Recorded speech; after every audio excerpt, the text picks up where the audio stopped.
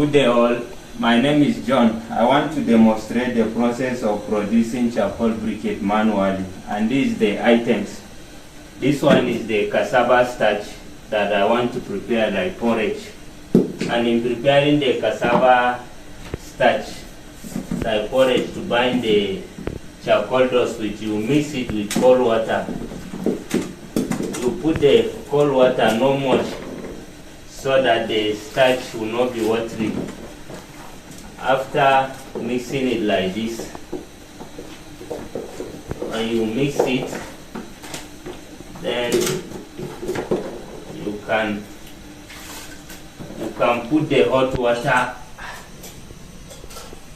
like this. You are making the starch, you'll be putting the water gradually, and when producing the starch that you use it for the binding, you should not be watery. Once it's watery, it's not going to bind the charcoal as it's supposed to be. You keep on stirring it. This is how to prepare the starch for binding the charcoal dust or any agricultural waste that you want to use for producing the charcoal briquette.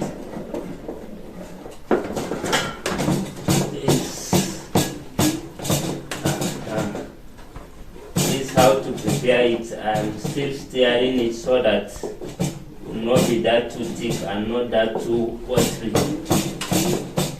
with hot water. I'm almost done. How to do it when you want to bind your briquette with. It's almost done. Still add some water. You can see how the starch. Now the starch is almost done to use it for the binding. This is how the starch should be. Not that too thick and not that watery. After that, I use this small mortar to pound the charcoal dust that I bought it from the women that usually sell charcoal. And this is the sieve. I sieve it here with the sieve so that the charcoal will be completely dust for the binding. After that, you can put the starch and mix it with the sawdust. Put the starch and keep on. You can get a hand glove, but I don't have hand glove for now. That's why I'm using this plate to mix the charcoal dust or any agricultural waste that is being carbonized, and you can crush it and make it in powder form like this to mix it. See how to bind it. You keep on putting the cassava starch gradually and keep on mixing. This is a small scale, but you can use a big bowl. If you want to produce a large scale, you can use a big bowl and do it. You keep on stirring it. Keep on stirring it like this. It have to be sticky.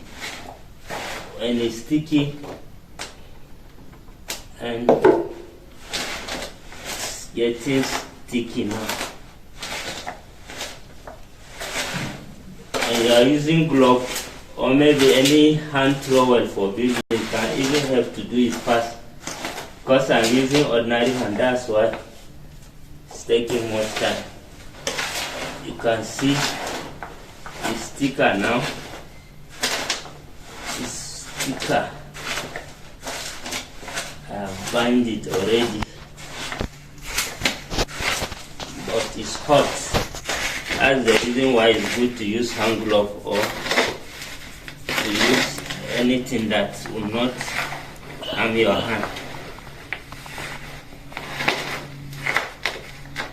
I want it to be well mixed.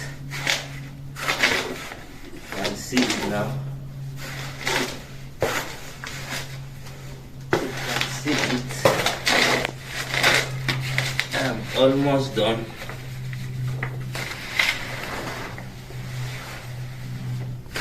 There is so many ways of mixing it till it stick the whole dust before you can bind it.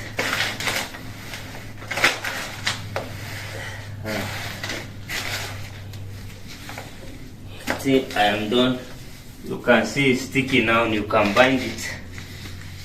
As for now, I want to use my hand. It's a little cold, still warm. You can even mold it like that and spray it on the sun to dry. It's going to take like 3 days if there is sun. But if there is no much sun, maybe during rainy season, it can take you like maybe up to 1 week for it to dry. After doing the mixing, this is the mold that I usually use to mold it, or I usually use this one. This one is 2-in-1. I usually use it for crushing the charcoal dust, and it can also be used as mold. This small machine here. This is how I usually bind it with this hand mold. I'll put it like this. After putting it,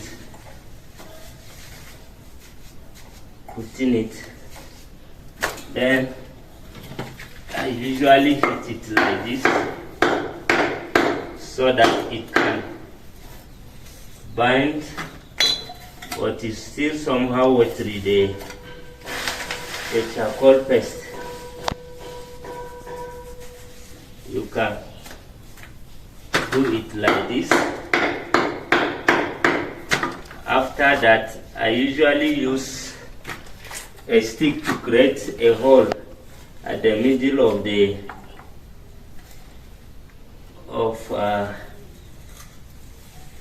paste. This is how it is. Can you see it? This is how it is. Then you remove it like this, and then I usually dry it like this. See it here, and see the ones that I've already produced so far. Things for now. That's how I usually produce the charcoal briquette manually. Thank you all for watching.